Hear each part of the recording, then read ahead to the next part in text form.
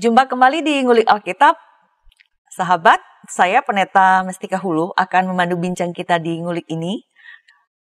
Ngulik kita kali ini dari Yohanes 20 ayat 24 sampai 31. Tema kita, menjadi ragu adalah bagian dari iman. Untuk mengulik teks dan topik yang menarik ini telah hadir bersama saya di studio Bapak Pendeta Asigor Sitanggang THD.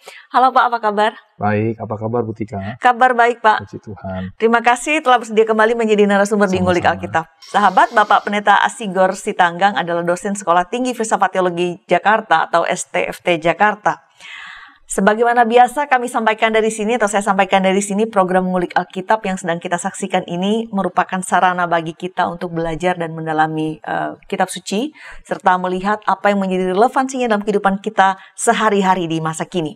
Silakan jika para sahabat ingin berinteraksi bersama kami dapat meninggalkan komentar di kolom yang tersedia. Kita akan awali ngulik kita dengan doa dipimpin oleh Bapak Pendeta Asigor. Silakan Bapak. Baik, mari kita berdoa. Ya Allah yang punya rahmat, kami bersyukur untuk kesempatan di mana kami boleh berbagi firman-Mu, mampukan kami untuk mengerti dan juga melakukan segenap firman-Mu. Demi nama Yesus kami berdoa dan mengucap syukur. Amin. Saya akan membacakan Yohanes pasal 20 ayat 24 sampai 31 dari studio. Silakan para sahabat juga dengan Alkitabnya masing-masing. Yohanes pasal 20 ayat 24 sampai 31. Tetapi Thomas, seorang dari ke-12 murid itu yang disebut Didimus, tidak ada bersama-sama mereka ketika Yesus datang ke situ. Maka kata murid-murid yang lain itu kepadanya, "Kami telah melihat Tuhan." Tetapi Thomas berkata kepada mereka, "Sebelum aku melihat bekas paku pada tangannya, dan sebelum aku mencucukkan jariku ke dalam bekas paku itu, dan mencucukkan tanganku ke dalam lambungnya, sekali-kali aku tidak akan percaya." 8 hari kemudian murid-murid Yesus berada kembali dalam rumah itu dan Thomas bersama-sama dengan mereka. Sementara pintu-pintu terkunci. Yesus datang dan ia berdiri di tengah-tengah mereka dan berkata, "Damai sejahtera bagi kamu." Kemudian ia berkata kepada Thomas, "Taruhlah jarimu di sini dan lihatlah tanganku. Ulurkanlah tanganmu dan cucukkan ke dalam lambungku. Dan jangan engkau tidak percaya lagi, melainkan percayalah." Thomas menjawab dia, "Ya Tuhanku dan Allahku." Kata Yesus kepadanya, "Karena engkau telah melihat aku, maka engkau percaya. Berbahagialah mereka yang tidak melihat namun percaya." Memang masih banyak tanda lain yang dibuat Yesus di depan mata murid-muridnya yang tidak tercatat dalam kitab ini.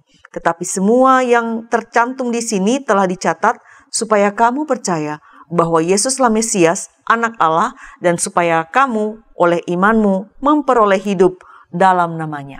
Itulah teks yang akan kita ulik pada Ngulik Alkitab episode ini. Langsung pertanyaan ke Bapak Pendeta Asigor yang jadi narasumber kita.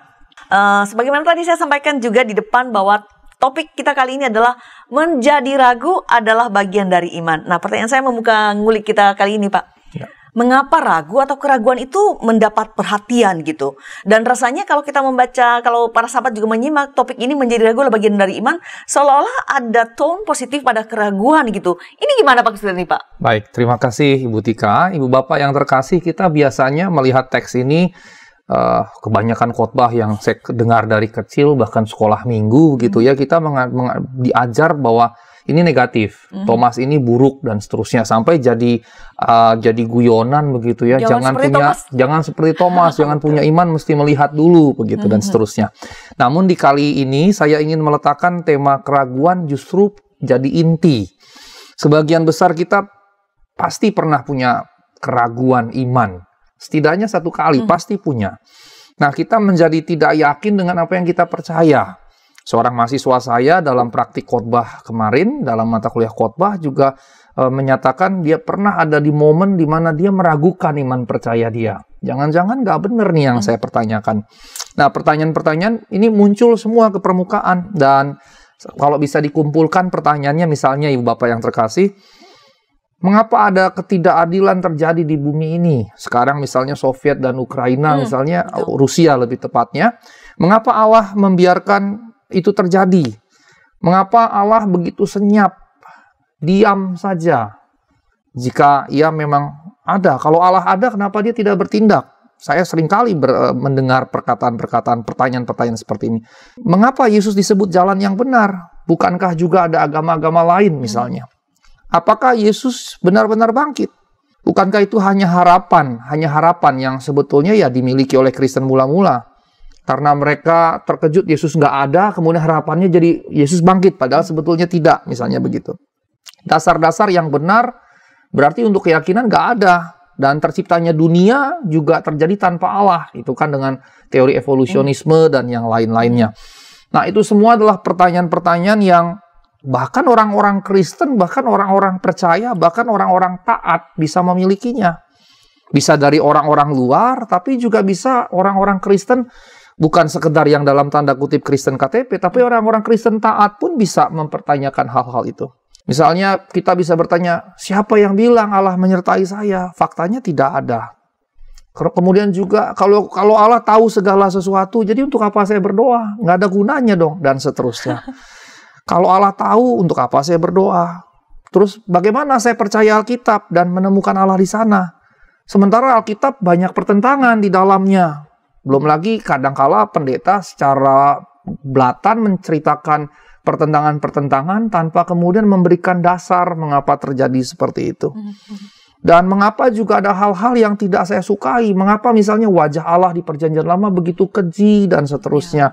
Mengapa di Perjanjian Lama secara khusus perempuan begitu direndahkan. Seperti kemarin kami membahas misalnya seorang hakim-hakim gitu ya. Seorang hakim yang ketika bernazar, Yefta begitu, dan kemudian siapapun yang muncul pertama di depanku akan kukorbankan, dipersembahkan. Ternyata putrinya sendiri dan satu-satunya begitu.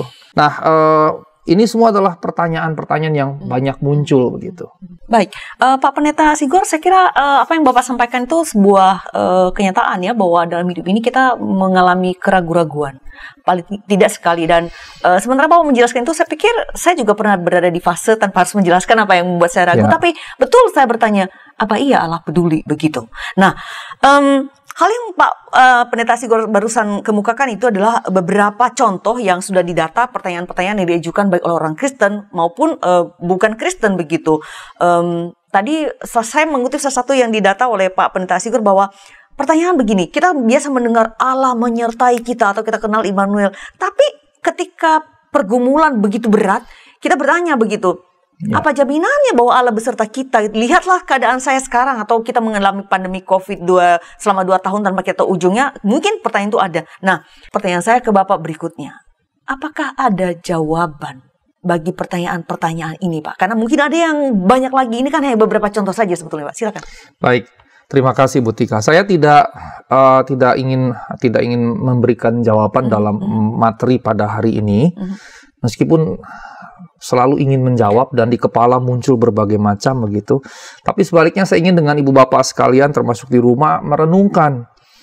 Kalau ibu bapak mengalami keraguan-keraguan seperti ini, kira-kira bagaimana sikap, reaksi ibu bapak dengan keraguan itu dalam kaitan dengan keyakinan sebagai orang percaya. Nah, ada mungkin di antara kita umat manusia yang punya hati nurani yang tidak baik, yang buruk begitu. Ketika ibu bapak memiliki keraguan. Tapi apakah itu bukan suatu tanda? Bagi sebagian orang, itu tanda bahwa keyakinan saya lemah. Jadi kalau saya meragukan sesuatu, bahkan meragukan iman saya, bahkan lebih berat lagi, meragukan Allah saya, maka bagi sebagian orang itu tanda keyakinan yang lemah. Dan orang bilang, bukannya harusnya kuat, bukannya harusnya tidak seperti itu. Nah, pertanyaan-pertanyaan ini memang ada, dan pertanyaan-pertanyaan ini membuat kehidupan jadi begitu berat dan bahkan jadi sangat berat. Siapa yang berpikir, siapa yang merasakan di antara kita yang mengatakan bahwa keyakinan dan keraguan adalah dua hal yang bertentangan, yang conflicting begitu. Bagi sebagian orang kan berkata, Pak Pendeta, keyakinan itu adalah keteguhan. Jadi kalau kita yakin kita mesti teguh, sementara ragu itu kan kegoyangan. Jadi tidak mungkin keraguan dan keyakinan jadi satu kesatuan. Dan bahkan mungkin akan ada yang berkata kalau kita meragukan Tuhan, itu dosa begitu dan buruk. Dan di sebagiannya pendeta bisa datangi anggota jemaat yang begitu dan dilayani konseling begitu kan. Ditengking. Ditengking bisa juga seperti itu. Nah, Ibu Bapak yang terkasih, saya ingin melihat pemikiran dan juga keraguan dari sebuah kisah Alkitabiah yang kita semua, atau paling tidak sebagian besar kita mengetahuinya. Yang tadi di awal saya katakan, dari sekolah minggu pun kita diajar gitu. Jangan punya iman seperti Thomas. Bahkan Thomas jadi gambaran yang buruk untuk menakut-nakuti anak-anak sekolah minggu. Nah, di dalam Injil Yohanes tadi kita sudah baca, dibacakan oleh Ibu Tika tentang bagaimana di kisah kebangkitan Yesus. Yesus kemudian mengadakan perjumpaan dengan murid-murid, tetapi ada tahap begitu. Nah, di tahap awalnya sebetulnya adalah Maria Magdalena, yang tadi dalam percakapan informal saya katakan sosok perempuan digambarkan begitu teguh begitu. Dan di sini Maria Magdalena pergi, dia berjumpa sebelumnya dengan Tuhan di kubur, dan Alkitab menegaskan dialah yang pertama kali berjumpa dengan Tuhan, ya, pertama kali, sehingga dia jadi saksi pertama. Dan memang kemudian dia diperintahkan Tuhan menyaksikannya kepada para murid, sehingga dia jadi penginjil pertama. Dan ini kan bukan kebetulan, kebetulan, tidak sengaja. Yang menyaksikan Tuhan adalah Maria, seorang perempuan, dan kemudiannya jadi saksi pertama dan jadi penginjil pertama. Namun ketika Maria datang kepada para murid, khususnya 12 murid, dan berkata, "Aku telah melihat Tuhan," dan juga bahwa Tuhan mengatakan semua hal tadi, disuruh pergi kepada Petrus, di salah satu versi disuruh kepada Petrus, dan seterusnya. Maka di Yohanes 20:19 dikatakan, ketika hari sudah malam pada hari pertama minggu itu, berarti kalau sekarang hari Minggu ya, berkumpullah murid-murid Yesus di satu tempat dengan pintu-pintu yang terkunci, dikunci begitu rapat karena mereka takut. Pada waktu itu datanglah Yesus dan berdiri tengah-tengah mereka dan berkata, "Damai sejahtera bagi kamu." Jadi waktu Maria Magdalena menyaksikan kebangkitan Yesus, menceritakannya kepada para murid, mereka tidak percaya. Sama sekali tidak ada yang percaya. Bahkan kalau membaca teks secara keseluruhan dari keempat Injil, kalau kita gabungkan, ada yang mentertawakan Maria, yang pasti mereka tidak percaya pada berita Maria. Yang saya perhatikan, Yohanes 20 ayat 18-19 ini Tuhan hadir tiba-tiba, jadi seperti ingin menemplak, mengapa engkau tidak percaya, mengapa mesti aku menampakkan diri dulu padamu baru engkau percaya. Seakan-akan Tuhan mau berbicara secara simbolik begitu, dengan kedatangannya dalam kondisi ketakutan, dikunci segala macam, Tuhan tiba-tiba ada di tengah, dan responsnya kan bisa, oh hantu begitu, kira-kira seperti itu. Ya, baik, kita akan melanjutkan ulikan kita mengenai menjadi ragu adalah bagian dari iman setelah pesan-pesan berikut ini.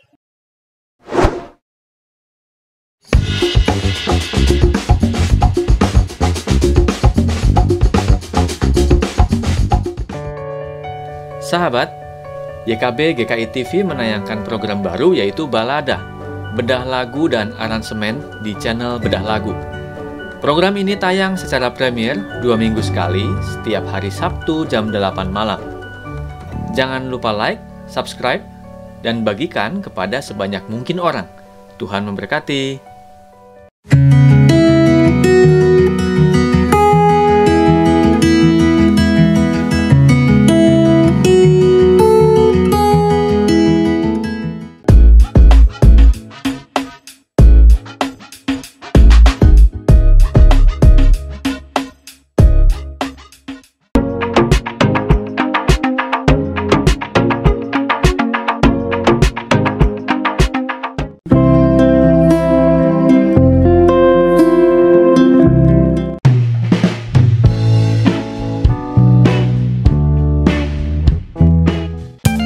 Sahabat, mari dukung pelayanan dan pekabaran Injil melalui YKB dengan membagikan link acara ini kepada sebanyak mungkin orang.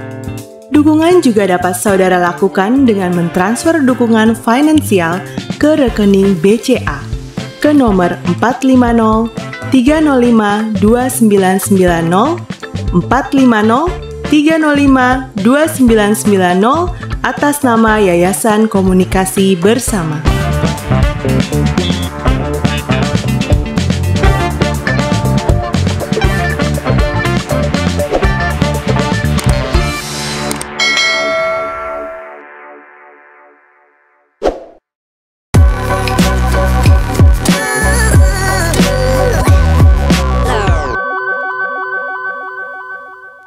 Masih di Ngulik Alkitab bersama saya Pendeta Mestika Hulu dan bersama narasumber kita Bapak Pendeta Asigor Sitanggang.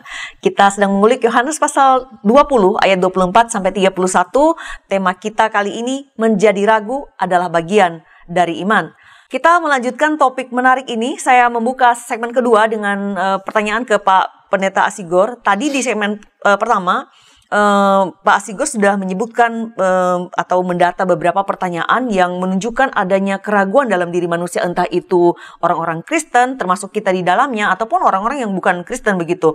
Pak Asigor juga tadi sudah menyatakan secara gamblang bahwa beliau tidak mau menjawab pertanyaan-pertanyaan itu meskipun tergoda ya untuk mau menjawabnya begitu. Nah, alih-alih menjawab pertanyaan itu dengan sebuah rumusan atau semacam resep, kalau misal mengalami ini nanti harus begini begitu. Nah, Pak Asigor justru ingin melihat atau mengajak kita para pemirsa Ngulik Alkitab kali ini untuk melihat dan menghadapi keraguan-raguan yang kita miliki itu berdasarkan pengalaman para murid. Nah, pertanyaan saya Pak, membuka segmen kedua ini. Mengapa pengalaman para murid yang tadi Bapak sudah mulai jelaskan itu, apa khasnya, apa istimewanya pengalaman para murid ini sehingga kita perlu belajar dari mereka? Mereka kan ketakutan Pak, ninggalin Tuhan. Gimana ini? Baik, terima kasih Bu Tika. Ibu Bapak yang terkasih, kisahnya diawali tadi dengan Maria. Maria beritahu para murid tentang Tuhan yang bangkit. Dan ini adalah hal yang terbesar dan yang terindah yang pernah terjadi, paling tidak menurut kesaksian Alkitab. Dan apa yang dapat dialami oleh para murid. Mereka begitu ketakutan, rabi mereka yang mereka klaim sebagai Tuhan, yang mereka yakini akan memulihkan bangsa Israel, ternyata mati. Yang otomatis dari pengharapan yang luar biasa dicekoki dengan pengharapan Mesias, ambruk sedemikian rupa, sehingga mereka menjadi ketakutan, mengurung diri. Tiba-tiba Maria datang memberitahukan kejadian yang luar biasa. Nah, karena ketakutan yang sebelumnya, orang akan berpikir apa mungkin begitu. Nah, orang mengenali mereka sebagai orang-orang yang dekat dengan Yesus. Para murid ini dekat dengan Yesus. Kemudian Yesus dibunuh dan karena ketakutan tadi mereka mengunci diri mereka. Dan ketika Maria datang, mereka tidak percaya dengan berita Maria. Belum lagi kalau kita lihat kisah sekelumit saja informasi tentang Maria Magdalena, kita mengatakan daripadanya Tuhan mengusir 7 roh jahat begitu. Sehingga tentunya ada perspektif yang ini bukan murid yang bernilai tinggi lah, karena dia dikuasai roh jahat, dirasuk roh jahat sampai 7, bayangkan 7 roh jahat begitu ya. Kalau di zaman sekarang mungkin dia halu. Ya, mungkin dia halu atau macam-macam gitu. Sehingga mereka mengunci diri mereka sendiri dan tidak percaya pada berita dari Maria Magdalena, dan mereka bisa dikatakan menjadi ragu atau bahkan tidak sama sekali percaya. Dan mereka membarikade, membentengi diri mereka sendiri, tapi kemudian mempercakapkan perkataan Maria. Tapi dari kesaksian Alkitab, percakapan mereka tidak berujung pada mereka percaya apa yang disampaikan Maria, justru malah mentertawakan Maria. Nah, mentertawakan ini menunjukkan, ya seperti yang Ibu Tiga katakan, ini mungkin halusinasi, halu begitu, atau roh jahatnya masih ada sama dia, mungkin begitu kan. Nggak bisa dipercaya pokoknya. Nggak dipercaya begitu. Dan ini sejujurnya itulah gambaran lelaki pada waktu itu. Mengapa? Karena kesaksian wanita, kesaksian perempuan tidak dianggap sah. Memang dalam baik Taurat maupun dalam pengadilan resmi saat itu, kesaksian perempuan tidak dianggap sah. Dan ini terbukti nanti di 1 Korintus 15, di dalam daftar saksi kebangkitan Kristus yang dibuat oleh Rasul Paulus, tidak ada nama Maria Magdalena di situ. Sementara keempat Injil menyaksikan Maria Magdalena. Tapi sikap para rasul yang laki-laki tidak percaya juga sebetulnya dilatar belakangi faktor budaya yang sangat kuat dan faktor agama Yahudi yang sangat kuat. Nah, kemudian tiba pada sebuah perikop dari Maria, mereka nggak percaya, tiba pada satu perikop yang saya singgung sikat saja, dan Yesus datang kepada mereka dan tembus pintu begitu. Kadang-kadang saya berguyon dalam perkuliahan saya di sini, Yesus kayak Superman gitu. Waktu dia terangkat, dia terbang kayak Superman. Begitu sebelum dia terangkat, dia bisa tembus pintu begitu kan, tembus tembok. Dan ia menunjukkan kepada mereka, para rasul, dia yang bangkit, yang akan memberikan Roh Kudus, mengutus mereka. Dan ketika mereka berjumpa dengan Yesus, mereka yang tadinya nggak percaya kepada Maria, otomatis dengan Yesus hadir, mau nggak mau percaya begitu. Mereka menjadi percaya. Dan Tuhan juga menunjukkan kepada mereka tangan dan lambung begitu ya. Dan mereka jadinya berarti tidak melihat hantu. Kita ingat sebelumnya waktu Yesus berjalan di atas air, mereka bilang hantu, hantu begitu. Padahal saya tidak yakin mereka pernah melihat hantu sebelumnya begitu ya. Nah, selebihnya dari kisah ini tidak ada lagi yang diceritakan, karenanya kita jadi melihat betapa tenang terkendalinya di sini Alkitab berbicara mengenai apa yang terjadi di dalam kisah itu. Kemudian Yesus pergi lagi nih. Dan ini menarik, mengapa? Karena sebelum kebangkitan Yesus selalu bersama dengan para murid. Pasca kebangkitan, Yesus datang dan pergi. Jadi seperti lagu itu kan, kau datang dan pergi sesuka hatimu. Ternyata Yesus begitu di sini. Terinspirasi dari itu mungkin ya. Jangan-jangan begitu. Nah, kisahnya berjalan kemudian pada apa yang menjadi materi kita. Nah, dalam banyak Alkitab, judul yang diberikan kepada kisah ini adalah Thomas yang tidak percaya. Ya, Thomas yang tidak percaya. Dan Thomas masuk dalam kisah ini sebagai orang yang tidak percaya. Nah, pertanyaannya sekarang, apakah ia memang benar-benar seorang yang tidak percaya akibat dari keraguan yang diperagakan, yang dikisahkan oleh Alkitab? Itu menjadi pertanyaan kita pada saat ini. Baik, sebelum Pak Sigurd menjelaskan lebih jauh tentang Thomas yang udah kadung dilabeli tidak percaya ini dan si peragu ini begitu, saya ingin menanggapi yang barusan dijelaskan oleh Pak Sigurd bahwa ada sebuah perubahan begitu ya, para murid ini tidak percaya pada berita Maria. Entah apapun itu, entah karena masa lalunya, karena dulu dia ada kerasukan roh jahat, atau karena dia perempuan memang tidak dipercaya, atau apapun lah itu.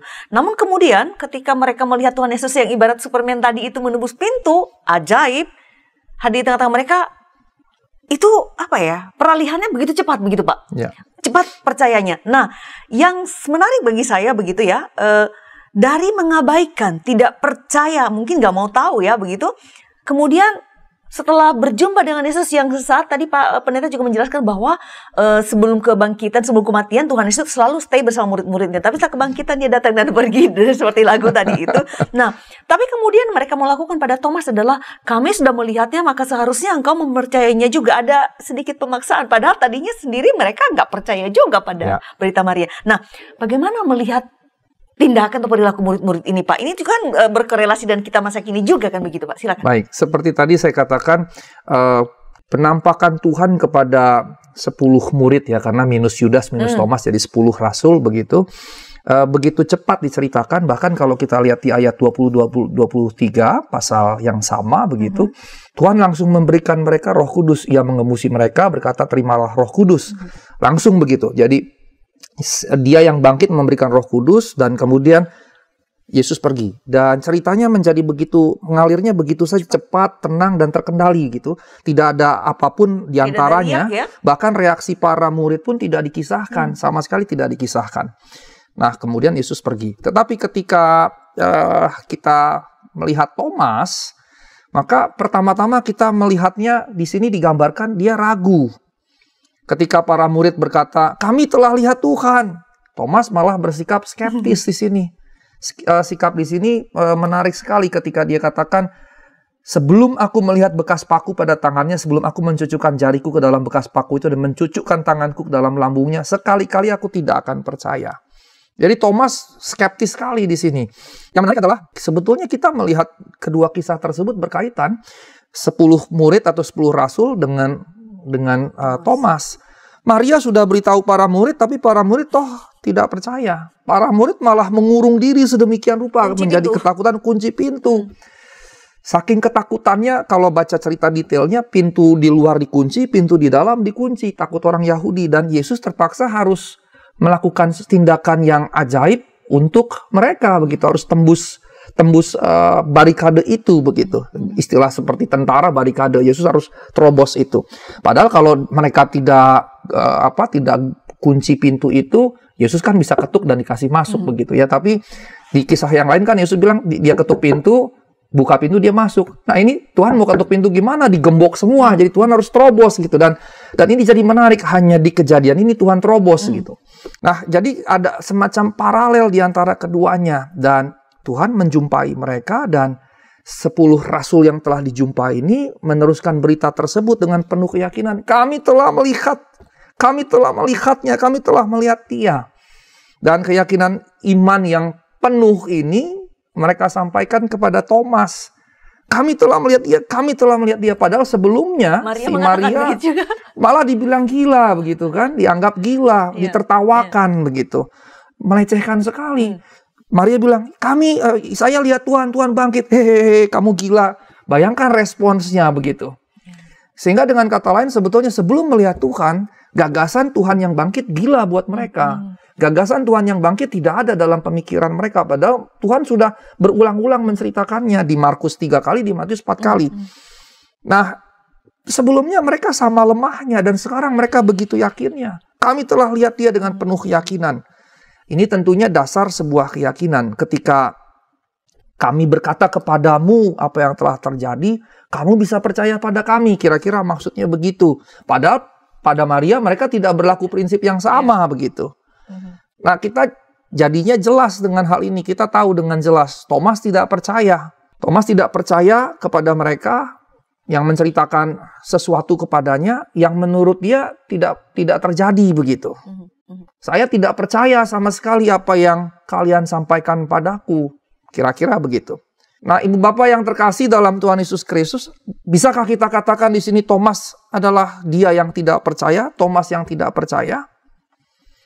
Saya bisa katakan tidak. Seorang peragu, seorang yang percaya, yang tidak percaya, seperti halnya teman-temannya sesama murid, sebetulnya bisa dikatakan bukan dalam pengertian tidak percaya begitu, tidak percaya. Sehingga kalau kita katakan apakah menjadi ragu, menjadi tidak percaya, tidak tepat begitu. Waktu dia berkata, sebelum aku melihat bekas paku pada tangannya, sebelum aku mencucukkan jariku ke dalam bekas paku, mencucukkan tanganku ke dalam lambungnya, sekali-kali aku tidak akan percaya. Yang menarik adalah, kalau lihat reaksi para murid kan, mereka ingin memaksakan begitu. Lu harus percaya sama gua udah lihat nih. Lu harus dipaksakan sedemikian rupa. Tapi yang menarik adalah bagaimana Yesus. Bagaimana Yesus bereaksi. Yang menarik, dia datang kembali minggu berikutnya. Kalau teks Alkitab kita kan 8 hari, itu bukan seminggu. Tapi penghitungan hari di Ibrani kan berbeda. Jadi hari, misalnya hari Minggu itu udah dihitung 1, Senin 2. Sehingga hari Minggu ke hari Minggu berikutnya itu 8 hari, karena hari pertamanya dihitung. Kurang lebih begitu. Kalau kita kan Minggu ke Senin, baru itu 1 hari Seninnya, begitu ya. Nah, Yesus justru datang lagi minggu depannya kepada para murid. Nah, Thomas ada di sana. Nah, di manakah ditemukan para murid? Kembali di ruangan yang sama. Kembali mengunci pintu. Lo udah lihat Tuhan yang bangkit, kok masih mengurung diri, masih di tempat yang sama, di ruangan sama, dan masih mengunci pintu. Nah, ini penting sebetulnya. Mengapa mereka mengunci pintu? Ketakutankah? Nah, jika itu penyebabnya, seharusnya kita bisa berkata kepada mereka kalau kita ada di situ ya. Apa kalian tidak mengerti apa yang kalian telah alami minggu yang lalu? Minggu yang lalu kan kalian sudah lihat dia yang mati, bangkit. Mengapa sekarang masih mengunci pintu? Ketika Tuhan justru telah mematahkan kunci pintu kematian. Artinya kunci pintu rumahmu itu nggak ada artinya. Sementara kunci pintu kematian pun sudah Tuhan kalahkan. Apalagi kunci pintu rumah. Jadi mengapa tetap tinggal dalam ketakutan? Namun entah bagaimana para murid tetap tinggal di dalam ketakutan. Nah, Yesus datang kemudian juga lewat pintu yang dikunci. Dan ini terobos lagi. Terobos lagi. Dan ini kalau menurut saya ya, kalau kita taruh dalam situasi begitu, ini lucu gitu. Ini lucu. Kemarin udah Tuhan terobos, sekarang Tuhan mesti terobos lagi. Kalau saya jadi Tuhan, saya jitak kepala mereka begitu. Untungnya bukan saya begitu kan. Sebegitu sabarnya Tuhan loh. Dan kesabaran Tuhan sebetulnya mau ditunjukkan di sini bukan hanya kepada Thomas, justru kepada 10 murid itu tadi begitu. Karena mereka sudah berjumpa sebelumnya. Mereka sudah berjumpa dan mereka paksa Thomas untuk percaya, tapi perilaku perbuatan sikap mereka justru tetap dalam ketakutan. Nah, Tuhan mesti terobos lagi tuh pintu yang dikunci kepada para murid. Kalau dalam guyonan zaman now gitu ya, sampai 3 kali Tuhan harus terobos, dikasih gayung sama Tuhan. Bonus ya. Dikasih bonus gayung begitu. Nah, kemudian dia mengucapkan salam damai kepada Thomas. Dan ini luar biasa Tuhan kita. Dia tidak menegur Thomas, dia tidak memarahi Thomas. Dia tidak berkata kepada Thomas, engkau seharusnya percaya sama mereka. Tuhan nggak bilang begitu. Bayangan saya jangan-jangan malah Tuhan menegur yang 10 orang itu. Thomas tidak lihat aku kemarin. Kalian lihat aku tapi masih takut dan mengunci pintu. Kalau saya bayangkan begitu, kalau saya jadi Tuhan lagi, saya akan tegur begitu. Tapi puji Tuhan teks Alkitab tidak menceritakan itu. Teks Alkitab hanya bilang Tuhan tidak menegur memarahi Thomas. Tuhan tidak bilang kau seharusnya percaya pada mereka. Tidak, Tuhan melaksanakan yang Thomas minta. Thomas kan bilang kalau aku melihat bekas paku pada tangannya, mencucukkan jari ke dalam bekas paku, mencucukkan tangan ke dalam lambung, maka Tuhan langsung bilang, taruh jarimu di sini, lihatlah tanganku, ulurkan tanganmu, cucuklah ke dalam lambungku, dan jangan engkau tidak percaya lagi, melainkan percayalah. Kalimat terakhir, jangan engkau tidak percaya lagi, melainkan percayalah. Ini sering dipahami, diterima, ditanggapi secara negatif oleh para pembaca Alkitab, bahwa Thomas si peragu selalu digambarkan secara negatif begitu. Sehingga keraguan menjadi ketidakpercayaan dan dijadikan sikap yang negatif. Oh, ini sikap yang negatif. Sehingga kemudian ada semacam identifikasi bahwa ketidakraguan berarti ketidakpercayaan. Baik, kita akan melanjutkan ulikan kita setelah pesan-pesan berikut ini.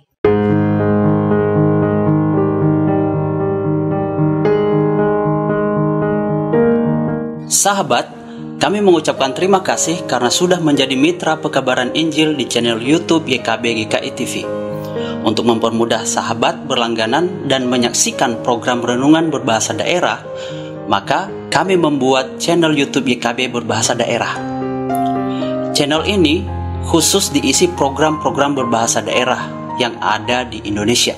Program seperti Basa-Basa Dede Bahasa Nias, Palamboroha Bahasa Toba, Pepalem Pusuh Bahasa Karo, Pamalas Uhur Bahasa Simalungun, Pepalem Ate Bahasa Pakpak Daeri, Paneis Manah Bahasa Sunda, Pangayeming Manah Bahasa Jawa, Panadoh Ati Bahasa Dayak Ahe, Penyadingan Atei Bahasa Dayak Ngaju, Piranai Atei Bahasa Dayak Maanyan, Umpama Tana Pena Bahasa Toraja, Papan Sungai Naunga Bahasa Talaut, Pakateno Unau Bahasa Siau, Mari Kasagar Hati Bahasa Kupang, Pamaringu Eti Bahasa Sumba, Mapalolinekaf Bahasa Timur, dan bahasa daerah lainnya akan tayang di channel YouTube YKB Berbahasa Daerah. Jangan lupa subscribe dan tekan tanda lonceng untuk mendapatkan informasi video terbaru di channel YouTube YKB Berbahasa Daerah. Terima kasih. Tuhan Yesus memberkati.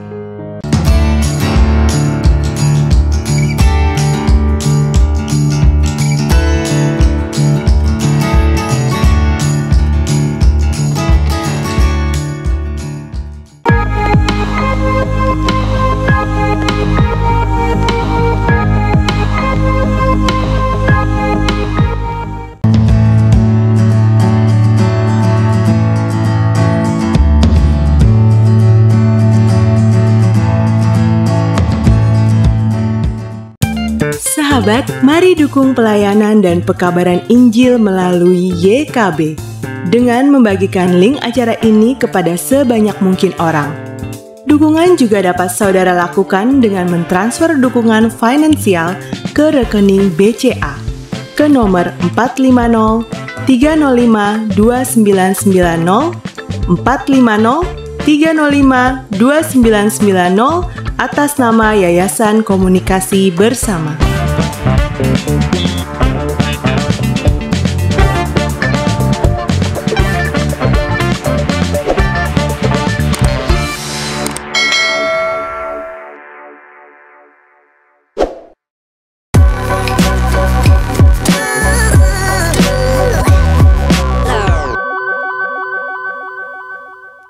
Terima kasih masih setia di Ngulik Alkitab.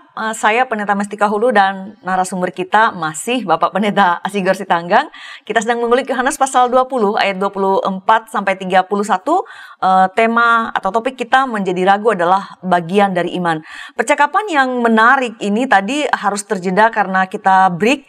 Namun saya mau melanjutkan pertanyaan saya ke Pak Pendeta yang tadi sudah menjelaskan bahwa para murid sebenarnya berada pada situasi yang paralel, baik yang ke-10 murid dan Thomas sebetulnya ada keraguan tentang kebangkitan Tuhan. Nah, teks kita tadi sudah saya baca di awal begitu, dan beberapa kali Pak Pendeta Asikur juga sudah mengingatkan kembali bahwa Tuhan Yesus sudah menjumpai para murid 10 murid begitu, dan saat itu tidak ada Thomas. 8 hari berikutnya atau seminggu kemudian Yesus kembali menjumpai para murid di situasi yang kurang lebih sama. Ayat 26 saya coba baca kembali. Dikatakan bahwa 8 hari kemudian murid-murid Yesus kembali berada dalam rumah itu, dan Thomas bersama-sama dengan mereka sementara pintu-pintu terkunci begitu. Ada Thomas di sana kali ini. Nah, Yesus berbicara pada Thomas yang selama waktu itu kita tidak tahu berapa hari gitu dibujuk supaya percaya, tetapi kali ini Yesus berbicara pada Thomas dan menjawab apa yang diinginkan atau diharapkan oleh Thomas. Tadi Pak Pendeta sudah sempat mengatakan bahwa Yesus tidak menjudge Thomas gitu. Kenapa dia tidak ragu dan seharusnya percaya pada teman-temannya, atau mungkin kalau kata Pak Pendeta tadi saya kutip, mungkin malah sebenarnya Tuhan malah memarahi 10 murid itu. Kenapa sih kalian nggak percaya begitu? Nah, pertanyaan saya membuka segmen ketiga dan terakhir kita ini Pak Pendeta. Mengapa Tuhan Yesus merespons demikian kepada Thomas begitu? Baik, saya kembali ke teks Alkitab yang tadi saya kutip, waktu Tuhan datang dan Tuhan merespons dengan taruhlah jarimu dan seterusnya. Nah, di balik bagian ayat itu di bagian B-nya, dan jangan engkau tidak percaya lagi, melainkan percayalah. Ini menjadi menarik karena dalam teks Yunani kata dan tadi, dan jangan tidak percaya lagi, dapat juga dipahami sebagai akibat atau supaya, sehingga bisa diterjemahkan juga begini, taruhlah tanganmu di lambungku supaya engkau tidak tak percaya melainkan menjadi percaya, tidak lagi menjadi tidak percaya melainkan menjadi percaya. Nah, kalimat itu tidak perlu dipahami sebagai tuduhan. Tuhan seperti menuduh sebagaimana yang sudah dipahami selama ini. Apakah Thomas hingga saat momen ini telah jadi berbeda dengan murid-murid lain? Murid-murid tidak percaya Maria, dan Thomas tidak percaya para murid.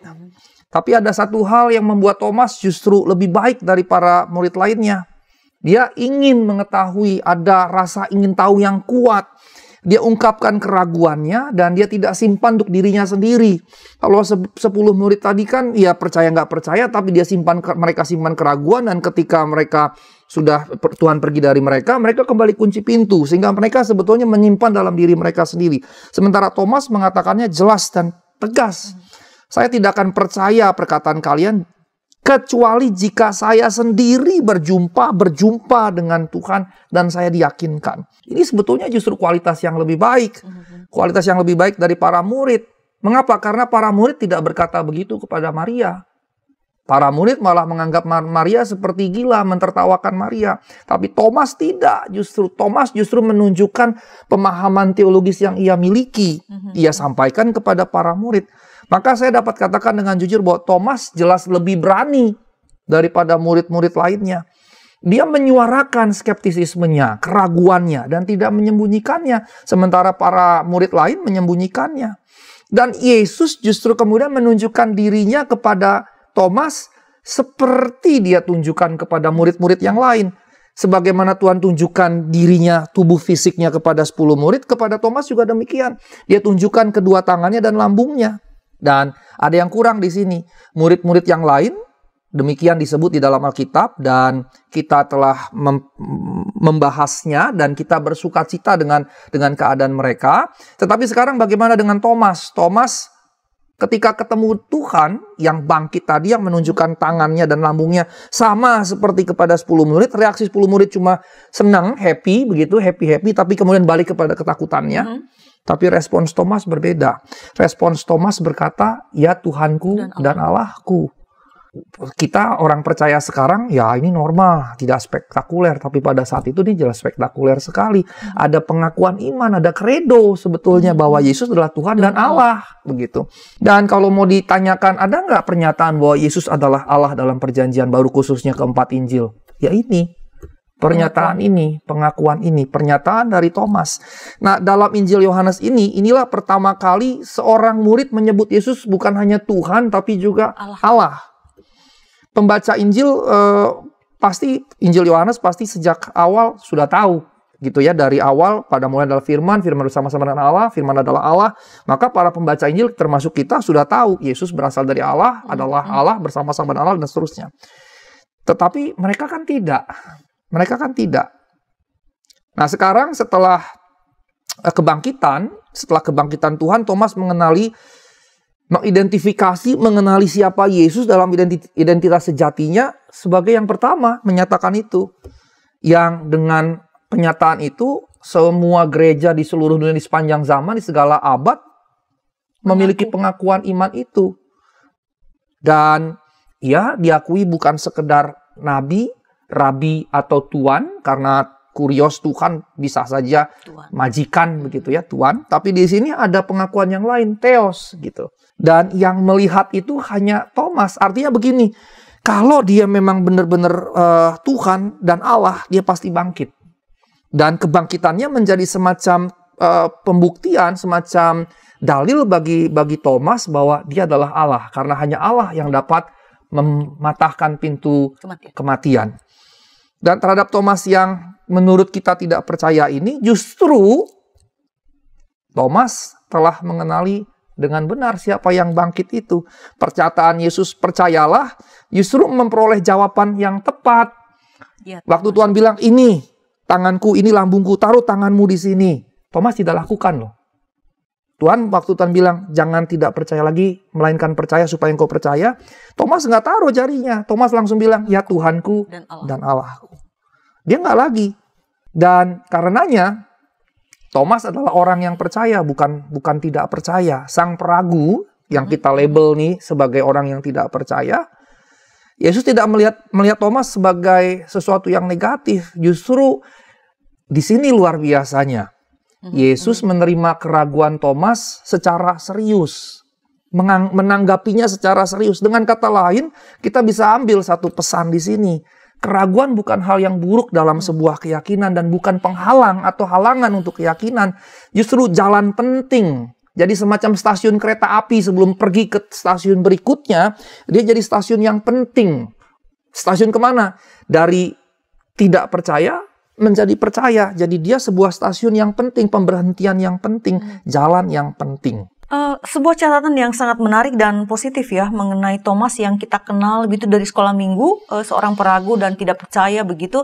Tapi justru tadi Pak Pendeta menjelaskan pada kita bahwa dalam keraguannya Thomas ini bergerak sebetulnya ingin mengetahui kebenarannya dan kejujurannya akan keraguannya, pengakuan akan keraguan ini menjadi poin plus bagi Thomas. Kenapa?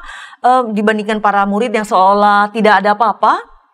Seolah-olah terima aja begitu, tapi dalam ketakutan Thomas justru mengakui dengan berani mengakui keraguannya, tidak menyembunyikannya, dan itu berarti ada ungkapan bahwa pengakuan itu awal dari kesembuhannya. Jadi pengakuan itu adalah awal bagi dia mencari kebenarannya dan kemudian menjumpainya. Nah, Thomas yang terlanjur dilabeli dan mungkin kita terbawa juga ya sampai hari ini, begitu para pemirsa Ngulik Alkitab kali ini juga terbawa pada sebuah label bahwa Thomas ini ragu, tidak percaya, sehingga kadang-kadang jangan seperti Thomas ya begitu. Tetapi tadi Pak Pendeta mengungkapkan sesuatu dan ini saya kira penting untuk kita ingat begitu ya. Si peragu ini justru menjadi pertama mengakui siapa Yesus, pengakuan credo begitu. Saya baca kembali tadi di ayat 28 itu respons Thomas, dia menjawab, ya Tuhanku dan Allahku. Keraguan Thomas yang dia jujur mengatakannya telah membawa pada satu terobosan besar saya kira ya Pak Pendeta ya, melihat dan mengakui Allah di dalam Yesus Kristus. Nah, pertanyaan saya Pak berikutnya, apa dampaknya bagi kita keraguan Thomas dan kemudian terobosan besar yang dia terima karena dia jujur dan mencari kebenaran berdasarkan keraguan itu?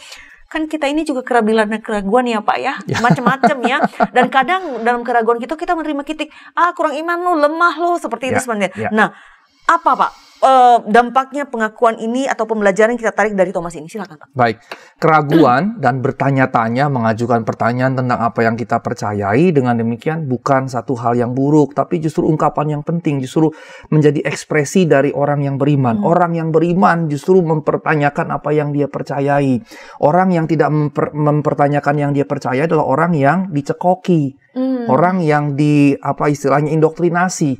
Tapi orang yang beriman justru mempertanyakan terus-menerus apa yang dia imani. Mengapa? Karena dua-duanya membawa ekspresi, meragukan, mempertanyakan, bahwa kita tidak dengan mudah menggeser Allah dan Injil ke samping sebagai hal yang tidak penting. Sebaliknya kita menganggap penting dan karenanya mengajukan pertanyaan-pertanyaan itu. Seperti yang dilakukan oleh Thomas, karena keyakinan atau iman bukan satu sistem yang baku. Bukan apa yang orang dengan mudah harus terima. Pokoknya lu percaya saja. Tidak bisa.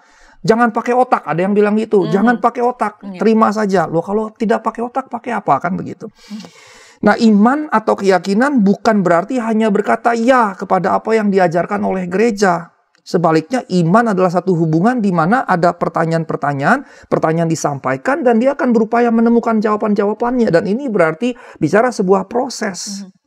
Saya ingat misalnya waktu saya belajar studi teologi di awal, termasuk waktu saya ke Jerman, bahkan di Jerman ada orang Jerman yang mengingatkan saya hati-hati studi teologi, apalagi di kampus ini liberal, di kampus ini waktu saya di Jerman juga orang Jerman sendiri bahkan berkata, itu kan kampusmu terkenal liberal, hati-hati. Saya justru menikmati, iman justru akan menjadi baik ketika hal-hal yang disampaikan dipertanyakan. Karena orang tidak lagi harus hanya boleh percaya begitu. Terima saja harus percaya dan seterusnya. Itu sesungguhnya justru bukan iman, bukan percaya. Justru kita harus mempertanyakan berbagai macam hal. Nah, perlu ditegaskan di sini, ini bukan satu pernyataan dari sebuah kebenaran umum ketika Thomas berkata, Tuhanku, Allahku. Sebaliknya ini semacam sebuah pengenalan. Thomas tahu siapa Tuhannya. Nah, saya telah memulai materi ini, penyampaian ngulik Alkitab ini dengan pertanyaan-pertanyaan ya, yang telah memimpin sebagian orang dengan pertanyaan-pertanyaan itu pada keraguan akan iman mereka. Dan waktu saya mengalami beban dengan putri saya yang hampir mati di Jerman, misalnya saya bertanya-tanya, Tuhan ada nggak sih? Tuhan tolong kami nggak sih? Kok Tuhan biarkan ini dan seterusnya. Tetapi pertanyaan-pertanyaan itu adalah justru manusiawi dan lumrah. Nah, mungkin sebagian kita tidak bisa menjawab sebagian dari pertanyaan itu. Tetapi sebagai pendeta, kalau ada yang gembala-gembala mendengarkan ini, jangan bungkam mereka yang bertanya-tanya. Jangan bungkam mereka yang, terutama misalnya remaja, bahkan anak sekolah minggu. Jangan bungkam mereka ketika mereka bertanya, kok begini, kok begitu, dan seterusnya. Mungkin kita dulunya berpikir, kita nggak boleh berpikir seperti itu. Karena keraguan adalah dosa. Tapi dari materi ini kita justru belajar, keraguan merupakan bagian dari iman dan bagian dari proses beriman tadi. Bagi saya karenanya penting bahwa kita mengerti iman Kristiani bukan sekedar sistem kebenaran yang kamu harus terima, Anda harus terima. Bukan begitu. Iman Kristiani adalah kebenaran. Ini yang kadangkala saya dengar. Dan terdengar setelah itu, ya tapi siapa yang memiliki kebenaran? Apakah gereja semata-mata? Nah, yang menarik, Injil Yohanes menyatakan yang berbeda. Kalimat yang terkenal Yohanes 14 ayat 6, akulah jalan dan kebenaran dan hidup. Ini ada di banyak gereja gitu ya, dijadikan plakat di depan universitas teologi, kampus teologi, dan yang lain-lain. Tapi ini nampaknya tidak bicara tentang kebenaran. Kata kebenaran tidak mungkin diucapkan oleh Yesus karena Yesus berbahasa Aram begitu. Nah, dalam perjanjian lama, bahasa Ibrani, kata yang digunakan adalah amat, yang berarti kesetiaan. Jadi sebetulnya akulah jalan dan kebenaran dan hidup bisa diterjemahkan lebih tepatnya akulah jalan dan kesetiaan dan kehidupan. Itu berarti akulah kesetiaan Allah dalam wujud pribadi, dalam person begitu. Allah yang setia hadir dalam wujud person. Dan ini berarti Tuhan mau berkata kalian dapat bergantung dan percaya kepadaku. Dan karenanya pengabdian kepada Allah tidaklah bersyarat. Di dalam ini Allah menghidupkan, membangkitkan kesetiaan Allah di dalam diri kita yang karenanya ia telah mati dan bangkit. Nah, Bapak yang terkasih, karenanya bagi umat manusia Yesus Kristus adalah kesetiaan Allah dalam pribadi. Nah, penekanan setia dan dalam pribadi inilah yang dihadirkan Yesus kepada Thomas, karena Yesus tidak kemudian menyingkirkan Thomas yang tidak percaya, justru menerimanya. Nah, sekarang pertanyaan, siapa yang memiliki kebenaran hadir di sini? Ketika ditanya siapa yang memiliki kebenaran, baik Thomas maupun murid-murid lainnya tidak memilikinya. Dan karenanya kita bisa datang kepada Tuhan, kepada Yesus ketika kita punya keraguan. Ketika ibu bapak punya keraguan, datang pada dia. Seperti Thomas katakan, kalau aku belum lihat, aku tidak percaya. Begitu dia lihat, dia menjadi percaya. Nah, apa yang Yesus lakukan kepada Thomas? Tidak memarahinya, tidak memaki-makinya begitu. Tapi justru menunjukkan siapa dirinya. Kesetiaan Allah dalam person tadi. Allah yang setia, yang hadir dalam pribadi. Jadi sosok Yesus itu adalah sosok Allah yang setia. Gambarannya adalah Allah yang setia. Nah, keraguan, kalau seseorang ragu, kita tidak mungkin menjawab keraguan orang itu dengan argumentasi-argumentasi yang baik. Seringkali ketika kita berikan argumentasi, kita malah bisa membuat dia makin ragu. Tidak memenangkannya. Orang bisa saja dapat menjawab pertanyaan sedemikian. Dan kalau kita bilang, udah nih ya, jangan ragu lagi. Maka itu bukan nasihat yang baik. Lu nggak boleh nggak percaya lagi, lu harus percaya. Itu nggak bisa. Ragu. Malah makin ragu gitu kan. Nah, ketika ibu bapak menjadi bagian dari orang-orang yang memiliki keraguan, bahkan juga mengalami penderitaan dan kemudian meragukan berbagai macam hal. Dan karena itu keraguan ada dalam diri kita. Camkan ini, itu bukan masalah. Karena itu justru bagian dari keyakinan. Tapi adalah juga baik bercakap-cakap dengan orang lain karena keraguan perlu dipercakapkan, dipendam menjadi tidak selalu baik. Kita mungkin bisa jatuh, khususnya karena kita ketika tidak ada seorang pun yang berjumpa dengan kita dan memberikan semacam pandangan-pandangan. Nah, karenanya saya ingin menyampaikan saran, jangan telan keraguan itu. Tapi cobalah carilah percakapan, tentunya dengan Yesus, dengan firman Allah, tapi juga dengan orang-orang lain. Ini mungkin bermanfaat, ibu bapak, karenanya dalam proses pencarian yang disebabkan oleh keraguan itu bisa menemukan jawaban yang menolong. Walaupun ini mesti kita catat juga, seringkali jawaban-jawaban yang disampaikan bisa juga tidak menolong begitu. Nah, saya tidak memberikan semacam sebuah solusi kayak obat dari tukang obat yang satu obat menyembuhkan segala sesuatu, tapi saya menyatakan bahwa jikalau kita mendapatkan keraguan, jangan tutupi itu, justru berinteraksi dengan keraguan itu, gumuli keraguan itu, percakapkan keraguan itu, baik dalam doa, dalam pembacaan Alkitab, tapi juga dengan orang lain. Nyatakan saja keraguan-keraguan itu. Oke, saya kira ada poin menarik dan yang tadi Pak Asigor sampaikan pada bagian ini ketika Tuhan Yesus meresponi Thomas sedemikian, bukan mengatakan, kenapa sih kamu seperti itu, atau blaming, atau itu berdosa. Tapi penerimaan itu, empati itu, mungkin itu juga kalau di bahasa kita sekarang, empatinya bahwa dia memahami apa yang Thomas rasakan dan gumuli, itu somehow menjadikan Thomas menjadi percaya juga ya Pak, kalau secara bahasa sederhana begitu. Baik, dan saya pikir itu juga boleh menjadi membantu kita dalam relasi dan orang lain ketika orang ragu, bukan dengan menyalahkan kamu tidak beriman atau lemah iman, tapi empati itu mungkin itu saja cukup untuk menolong orang lain menemukan keyakinannya kembali, karena sesungguhnya keyakinan itu ada juga dalam diri kita, saya kira begitu. Baik, Pak Pendeta dan para pemirsa sekalian, kita akan mengakhiri ngulik ini. Apa pesannya bagi kita Pak? Karena tadi di dalam sepanjang percakapan ini berkali-kali kita mengingat begitu bahwa keraguan itu kan realita kita, bukannya Thomas sehari-hari kita ragu begitu. Apakah dalam masa pandemi yang masih bergulir yang dan berbagai persoalan hidup, apakah kita tetap terpelihara, apakah segalanya cukup dan lain-lain, bagaimana masa depan? Nah, tentu ini juga mau berbicara pada kita. Apa pesannya Pak? Silakan. Baik. Satu hal yang mesti kita catat bahwa keraguan bukan hal yang buruk dan tidak boleh dilihat sebagai hal yang negatif. Dia bukan lawan dari iman keyakinan. Seakan-akan kalau ragu berarti tidak punya iman. Justru dia bagian dari iman dan keyakinan. Mengapa? Karena beriman berarti mempertanyakan apa yang kita imani. Dalam Injil Markus, ibu bapak yang terkasih, ada kisah ajaib di mana Yesus menyembuhkan seorang anak yang kerasukan setan. Ayahnya bimbang. Alkitab jelas-jelas mengatakan ayahnya bimbang apakah Yesus sanggup menyembuhkannya. Yang dia bimbang bukan dirinya sendiri loh. Yang dia bimbang apakah Yesus sanggup menyembuhkannya. Mengapa? Karena murid-murid tidak mampu mengusir setan yang merasuk anaknya. Dan Yesus berkata kepada sang ayah, tidak ada yang mustahil bagi orang yang percaya. Segeralah ayah itu berkata begini, aku percaya. Tapi dia berkata lebih lanjut, tolonglah aku yang tidak percaya ini. Jadi pada satu sisi dia percaya, pada sisi yang lain ada aspek yang menggambarkan keraguannya. Yang dia gambarkan, tolonglah aku yang tidak percaya ini.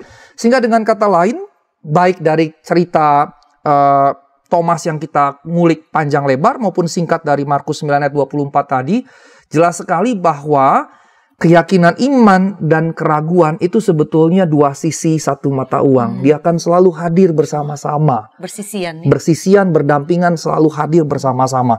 Orang yang beriman justru adalah orang yang memiliki keraguan atas apa yang ia imani. Pak Pendeta Asigo Sitanggang, terima kasih telah menjadi narasumber di Ngulik Alkitab kali ini. Kiranya semua penjelasan yang Bapak telah sampaikan disimak dengan baik dan menjadi berkat bagi para pemirsa. Sahabat, singkat saja saya mau mengatakan bahwa seperti Thomas, kiranya keraguan yang kita miliki kita ungkapkan dengan jujur, dan terutama bahwa kita menjadikan keraguan itu sebagai pendorong bagi kita untuk mencari kebenaran. Ya. Sehingga seperti Thomas juga menemukan kebenaran sejati itu Tuhan. Dan tadi Pak Pendeta mengingatkan kita, kalau ragu, datanglah pada Tuhan dan kemudian jadilah percaya. Tuntas sudah jumpa kita di Ngulik Alkitab episode ini. Kiranya apa yang kita bincangkan di sini mengenai menjadi ragu adalah bagian dari iman, menjadi berkat bagi kita semua, menguatkan kita menjalani kehidupan sebagai umat Tuhan dalam kembara kita di tengah-tengah dunia ini. Terima kasih telah mendukung kami sejauh ini, dan di hari-hari yang akan datang, baik dan memberikan like ataupun membagikan link Ngulik Alkitab ini kepada sebanyak mungkin orang, membagikannya juga di media sosial sahabat sekalian, dan jangan lupa untuk melakukan subscribe untuk mendapatkan konten-konten terbaru dari kami. Sampai jumpa di episode yang akan datang. Kita akhiri dengan doa dari Bapak Pendeta Asigo. Silakan Bapak. Baik, mari kita bersatu dalam doa.